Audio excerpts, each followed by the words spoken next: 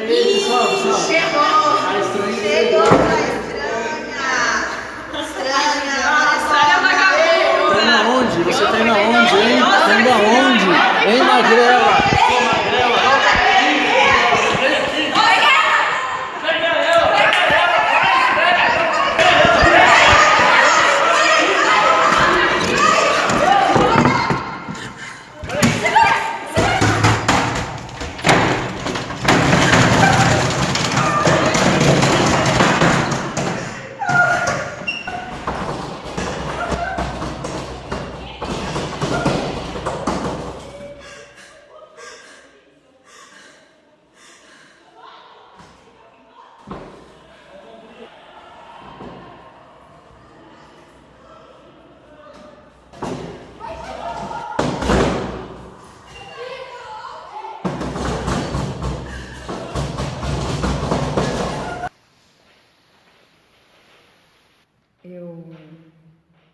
Eu lembro que quando eu era mais menina, eu me comparava muito às minhas colegas.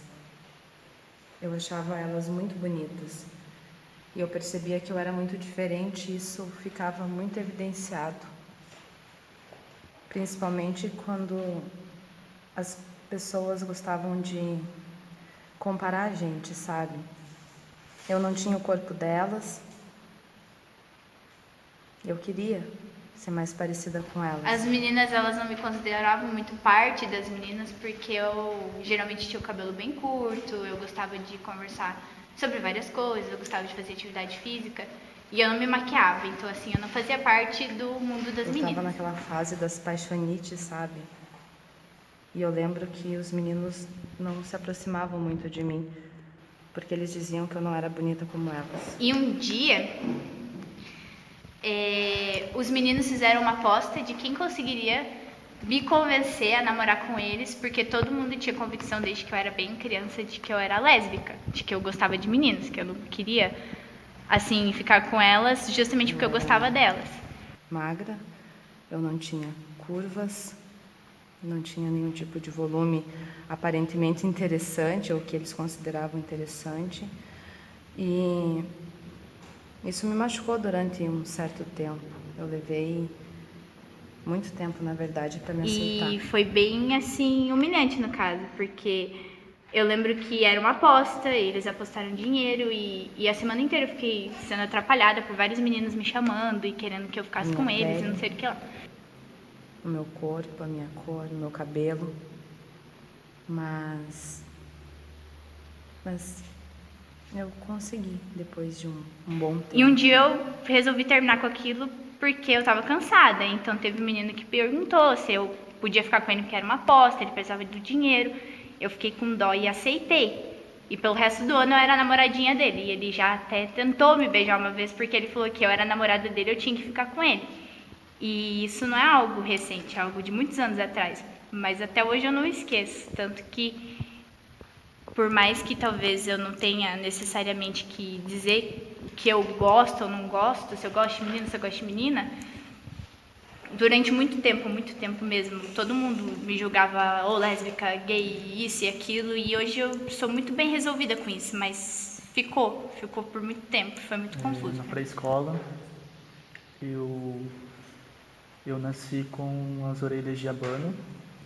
Elas não tinham as voltinhas, eram orelhas grandes para frente. É até difícil por onde começar, de lembrar as inúmeras humilhações, as inúmeras provocações. E durante toda a pré-escola, quando eu ia para a escola, em casa, entre os vizinhos, eu recebia diversos apelidos, como orelha de batebolo, dumbo,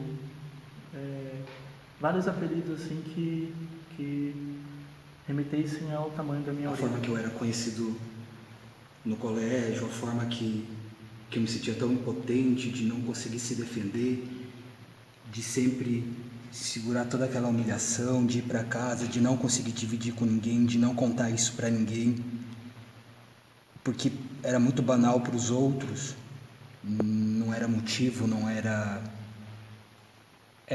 levado como brincadeira, era como zoação. E eu sempre tinha alguém apontando para mim, dando risada. comentando sobre minha orelha, que era grande, que era feia. E isso não acontecia só entre pessoas da minha idade. Eu lembro também de adulto, pessoas mais jovens, me xingando, me dando risada na minha cara. Uma vez até eu vou me levar para a escola e ele teve que discutir com pessoas na rua porque eles estavam me ofendendo. Eu era conhecido no colégio pelo gay, pelo gordo, pelo viado, pelo baitola, por todos os nomes que vocês possam imaginar. E eu tinha muita vergonha disso. Eu não tinha conhecimento nenhum de sexualidade, eu não tinha conhecimento nenhum do que eu era. E as pessoas começavam a me rotular. E eu nunca dividi isso com ninguém, eu nunca levei isso para minha família, pela vergonha que eu tinha, porque eu achava que de fato eu era uma humilhação se eu dissesse isso à minha família ou fosse preocupá-los com alguma coisa. Então eu sempre escutei isso e isso ficou somente comigo, sem ter com quem dividir, sem ter nenhum amigo para dividir também. Eu não sabia nem quem eu era e eu queria ser iguais a todos os outros, eu queria apenas ser aceito, praticar esporte como todo mundo praticava, eu queria ser iguais a eles. Isso foi me causando assim muita dor.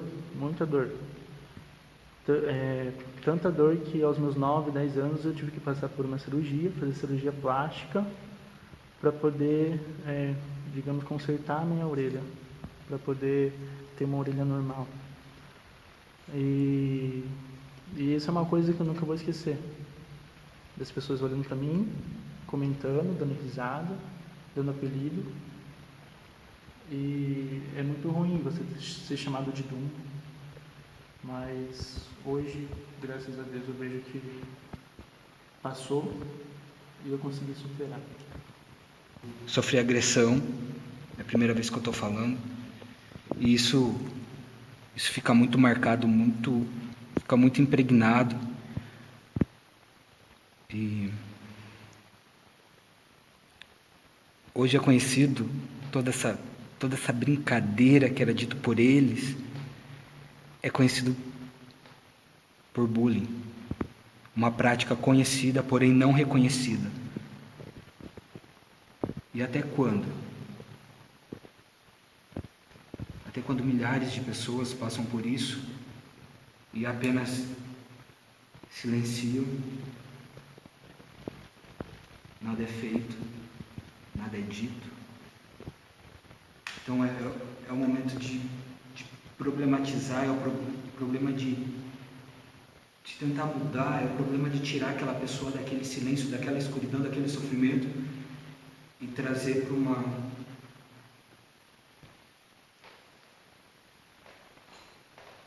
outro momento, trazer para um lugar acolhedor. Eu olho para mim hoje e eu me reconheço, mas foi difícil. Quando eu era adolescente foi muito difícil. Vem pra cá!